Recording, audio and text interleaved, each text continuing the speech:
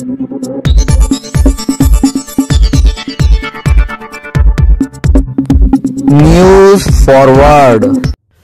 Forward channel मध्ये आपले स्वागत आहे। आताची सर्वात मोठी ब्रेकिंग, जमिनीतून निघाली पाण्याची धार। आणि जैसलमेर मध्ये बोरवेलचे खोदकाम करीत असताना वाळवंटातून पाण्याचा एवढा मोठा प्रवाह वाहू लागला की ते थांबवणे कठीण झाले।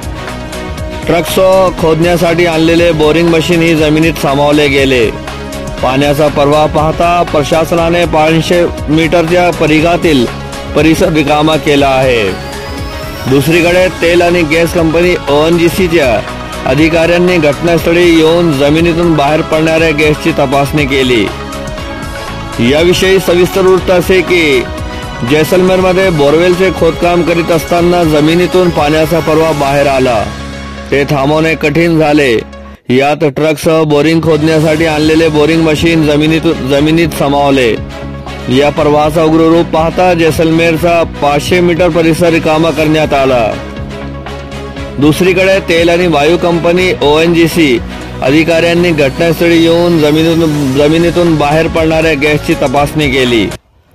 जैसलमेरच्या मोहनगड येथील चक्क 27 BD येथील 3 जोरा मायनर जवळ शनिवारी सकाळी 10 वाजण्याच्या सुमारास मोहनगडचे भाजपा नगर मंडल अध्यक्ष विक्रमसिंह यांच्या शेतात 850 फूट बोरवेल खोदताना अचानकपणे जमिनीला तडा गेला आणि जोरदार दाबाने पाणी येऊ लागले। पाण्याचा प्रवाह जमिनीपासून 4 फूट वर येऊ लागला। पाण्याच्या दाबामुळे घटनास्थळी मोठे खड्डे तयार झाले।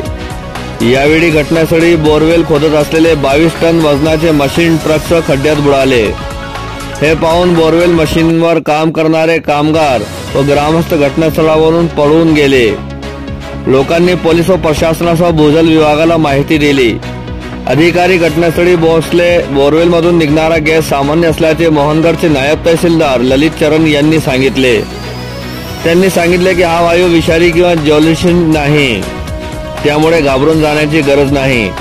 आता प्रशासन बाळमेर येथील केअर एनर्जी वेदांतच्या टीमशी संपर्क साधला आहे। टीमचे 2 सदस्य घटनास्थळी पोहोचले आहेत। पाणी अडविण्याचे प्रयत्न सुरू आहेत। मोहनगडचे नायब तहसीलदार ललित चरण म्हणाले की शनिवारी रात्री अचानक पाण्याचा प्रवाह चांगलाच वाढला होता। घटनास्थळी सर्वत्र चिखल आणि पाणी साचले आहे। आजूबाजूच्या शेतांनाही तलावाचे स्वरूप आले आहे।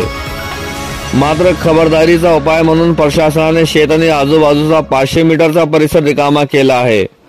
पाण्याचा प्रवाह कमी करण्याचे प्रयत्न सुरू आहे। भूजल शास्त्रज्ञ डॉक्टर नारायणदास इंखिया यांनी सांगितले की येथे बाहेर पडणाऱ्या पाण्याचा दाब इतका आहे की समुद्राच्या लाटाप्रमाणे 8 ते 10 फूट उंचीवरून पाणी वाहू लागले।